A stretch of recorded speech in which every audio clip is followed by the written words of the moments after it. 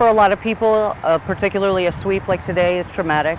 I mean, suddenly being forced to move and threatened with, frightening things. That's difficult for some people. For instance, with my camp. On the day you put up camp and you look back at it and you go, I did this work today, you feel good. And on a day you get swept, you look at your camp and you feel devastation. Because it's all gone. On an average day, I enjoy working with my people and I go to bed filled. Like genuine just satisfaction, I guess, would be a good word for it. The hardest part of today is actually having the cops stand over there and watch us and wait like predators. It's unnerving. You're being stalked by the law for being homeless. Didn't do anything wrong, just homeless. Being homeless actually changes the way your brain works. You can only really focus on your next immediate need. If you have to pee, you focus on that until you pee. And then if you have to eat, you focus on that until you eat. It's survival mode.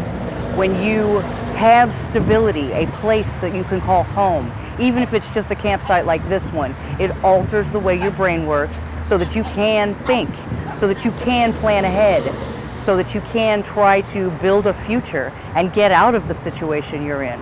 Actually, the Kansas City Homeless Union's goal is to end homelessness, utilizing a housing first approach. Shelters don't work. We've seen it for years. It does not get people off the streets. It ends up being a cash cow for whoever has the shelter, and they even deny people. I've got video and audio recordings of people being denied shelter space, and then someone like Catherine Shields will call and, oh yeah, we've got 100 and some odd beds available. But when the homeless call, there's nothing available. So shelters don't work. The ways that we're doing things aren't working.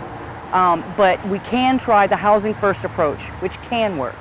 The 90 days that we spent in the hotels was spent in an attempt to do housing first, but we had no end game. We had no plan. It was spent setting things up until by the time it was over, sure, everything was set up except housing itself, which was the actual goal.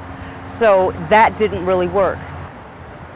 We have the funding. There is plenty of money. I mean, Emmanuel Cleaver saw to it that we had an additional $8 million.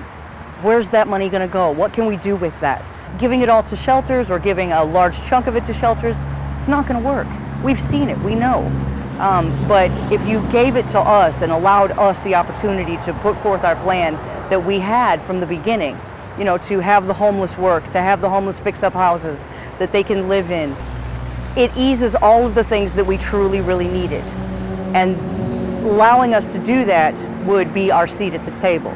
You know what I'm saying? So we would have homes, we would have jobs, we would have water, and we would have a seat at the table. And that's really what the union asked for from the get-go.